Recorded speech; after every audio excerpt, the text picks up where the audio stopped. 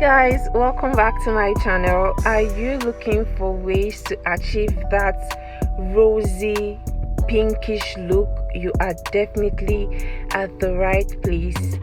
So my name is Lizzie and you're welcome to my channel. Here with me today is my client and I'm super excited to show you guys how I achieved this particular look on her. So the first thing I did was to go in with my micellar water and a cotton wool. So you could actually use a cotton wool or a face wipe to wipe off the dirt from her face, the oil and every dirt from her face. Next up, I went in with this sweat block and I quickly applied it on her T-zone areas, which are the forehead, the jaw and also the nose. And these are basically the areas that she can easily sweat. So this is just going to enable the makeup last longer. Next up, I went in with my vitamin C serum. This is going to tighten up the pores on her face and cover up every acne that she has on her face. Like, not physically though, it's just that the acne and all those black pores and all of that will not reflect on the makeup when I'm done. Next up, I went in with this moisturizer from Miss Metix Cosmetics and I quickly applied this on her T-zone area and all over her face. This is just to keep the face moisturized and it's just going to allow the makeup to sink and sit properly on her face. And then I went in with this rose water on her face. This is going to enable the makeup to last longer. And then at this point, I picked up my eyelash glue and then I applied it on the brow. I always use this in most of my videos, especially when I want to draw brows. So I just applied this on the brow to make sure that it's prepped. And then I have a detailed brow tutorial in one of my previous videos. I'm going to link it up to this particular video just in case you don't know how to carve your brow. It's definitely going to help you, so you should just check it up. And then after applying the eyelash glue, this is to prep the brow and to make sure that the whole hairs are intact and all. I allowed it to sit for a while and then I went in with this Zikel Cosmetics foundation, and as you can see, it's not too light, it's not far off from her skin tone. So I applied this all over her face and then I used the tapping routine. So I tapped the foundation all over her face just so that the makeup does not crease. So if you're dragging, it's going to make the makeup crease easily. So you just want to tap and make sure that your beauty blender is wet. This is going to enable you not to use so much product but to use the right amount of product on your client. So once I was done, I went in with my blush and I used a red shade for this. I just applied this a little bit higher than her cheekbone area. And then I also went in with pink to give me that really nice and warm undertone because I didn't want everything to be really reddish. So I went in with pink and then with my beauty blender and blended everything properly.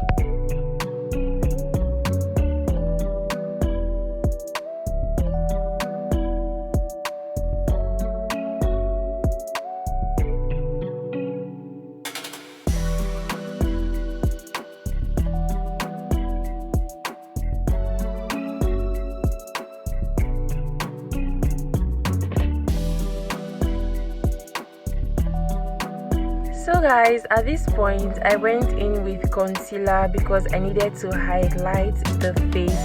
Now it's very important that when you apply your concealer, you take your time in blending just so that the makeup does not crease. So you take your time and tap the whole product on the skin properly so that the makeup does not crease. So all I'm doing, as you can see in the video, is to tap.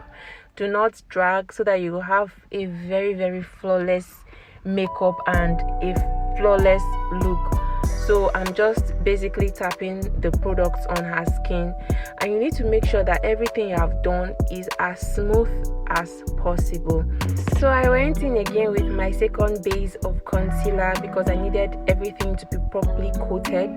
So I went in with a second base of concealer, and this shade was about 2 tones lighter than that of her skin tone, and I concentrated more with the products underneath her eyes just to give me that really highlighted look and that blur. So at this point I went in with powder, and this is from V Beauty Cosmetics. So in the areas where I already highlighted, I went in with a lighter shade of powder, and in the areas where I needed the powder to look more like her shade, I went in with her exact shade of powder. I mean, basically you just need to make sure that everything looks like her neck and not too white though. And then in the areas where I contoured, in the areas where she has shadows, I went in with a darker shade of powder and basically just blended everything so that it will look more like her neck. So I'm using this brush from IV Cosmetics, and I've been using this for quite some time, and it has helped me a great deal. So for the contour, I'm doing a little shadow at the sides of her nose right there, just to give me that really slim effect, that pointed nose effect. And I just went in with a darker shade of powder. And then at this point I went in with blush because I needed her face to be matte, and what I mean by that is to be dry. So I just applied the blush and made sure that everything looked good.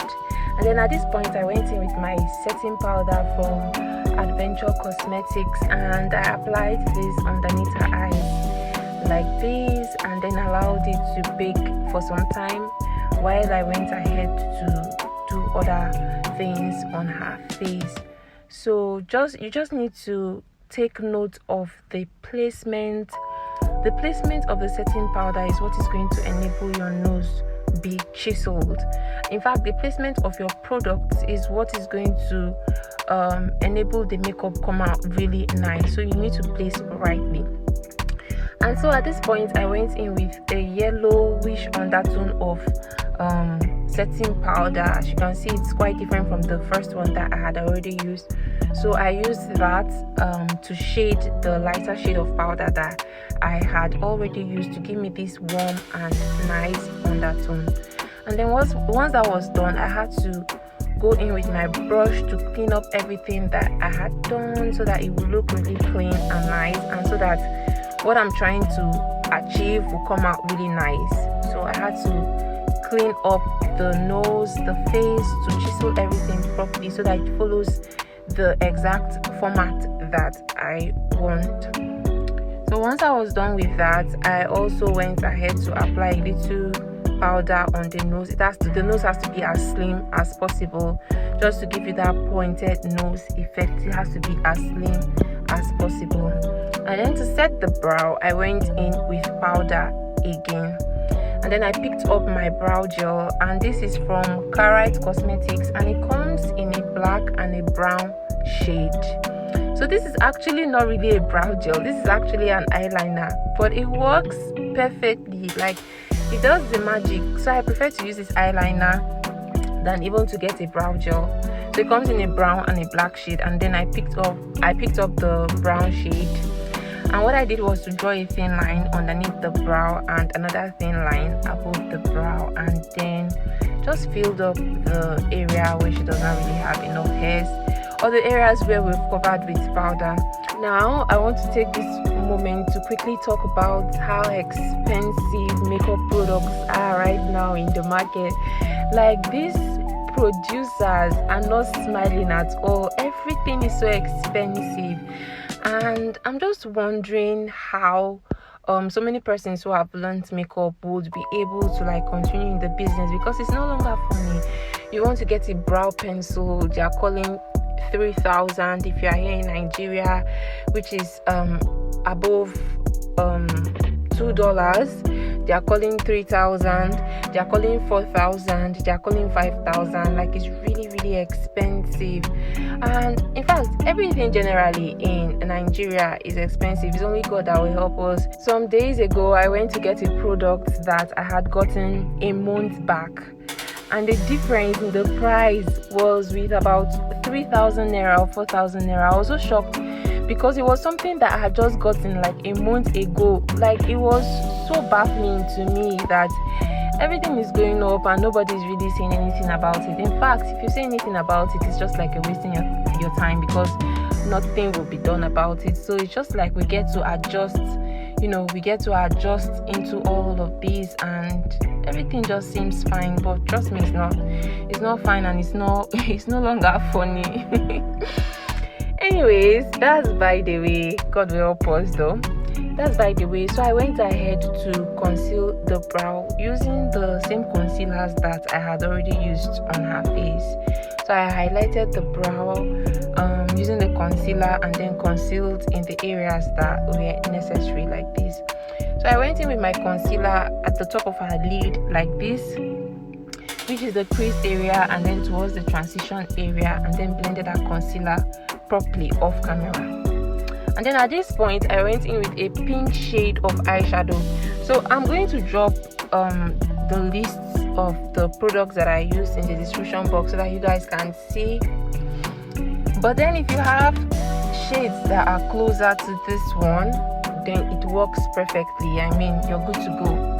So I went in with a pink shade of shadow, and then blended everything properly on her crease area like this. And then for the outer corner of the crease area, I went in with a purple shade of eyeshadow, because I really needed that depth. Like, I needed the eyes to pop, and for the eyes to look really detailed. Yes, that's the exact word I was looking for.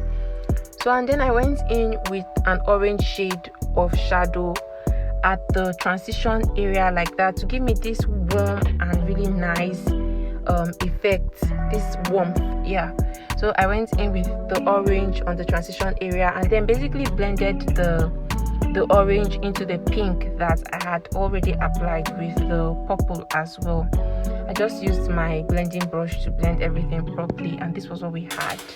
And then underneath the brow, I went in with a light shade of powder and blended that powder into the eyeshadow that I had already applied. And then I went in with this pink shade of pigment from Avo Cosmetics on the crease area. Please concentrate only on the crease area, because you don't want your client or your model to look like a masquerade. You don't want any shine above that crease area. At least for now, that's the trend.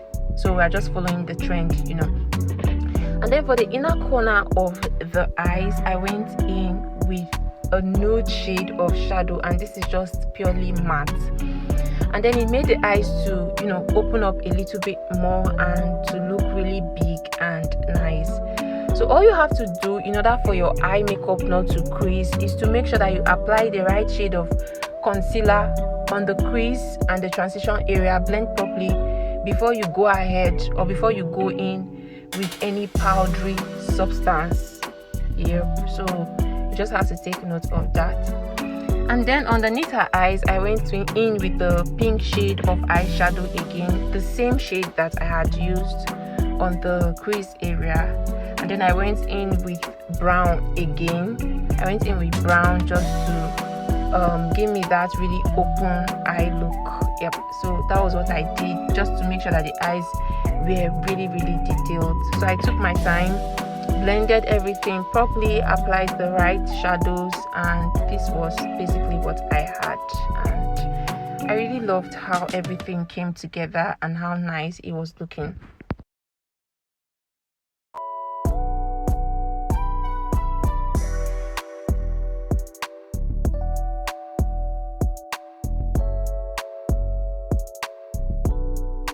At this point, I dusted off the excess setting powder that she had on her face. So you could actually leave your setting powder to sit for about 10 minutes. Just go ahead and do every other thing that is necessary before coming around to dust everything off. So I dusted everything off and made sure that everything was properly blended. And then I did a little reverse contour underneath her cheekbone, just to make sure that the cheekbone, looks more defined. Then I went in with mascara just to dust off the excess eyeshadow that must have fallen on her natural lashes. And this is also to make her natural lashes look more obvious. You can see the natural lashes looking like she has actually fixed lashes, but that is not the case. So if you take your time and apply your mascara properly, you will see that you've succeeded in pulling out the natural lashes, thereby making everything look more obvious and nice. So at this point I went in with falsies, and I loved how the artificial lash actually sat on her eyes. It basically just made her eyes look like a foxy kind of eyes, and it was so cool and really nice. So for the lips, I used this brown shade of Lippy, and this is from Blossom Cosmetics, and then I just lined the outer corner of her lip and then the lower part of her lip as well. And this was what I had, and once I was done doing that, I went ahead to apply other shades of Lippy from Blossom Cosmetics, and I went in with a pink shade of Lippy. I just basically took my time in blending all of these just so that it will come out good.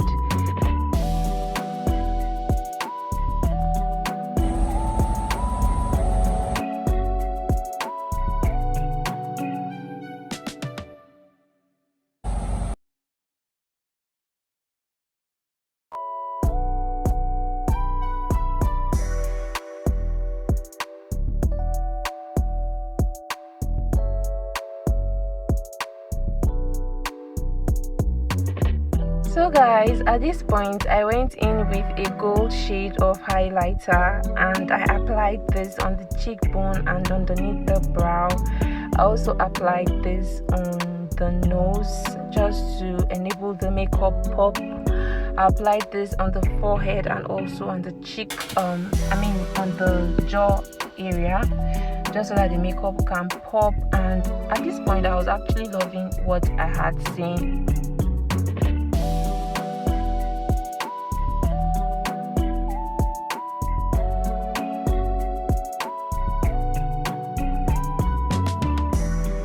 So guys, this was what the makeup looked like. This was just me trying to blend out everything properly just so that it will look good and nice. So guys, at this point I went in with my setting spray to enable the makeup to last long and to keep everything intact. Thank you guys so much for watching this video. I do hope that it has been helpful. If it has, please don't forget to hit the subscribe button, like and share, and also do not forget to turn on your notification button so that each time I post you get a notification and you'll be the first to know. I love you guys so much, and I will see you all in my next video. Bye.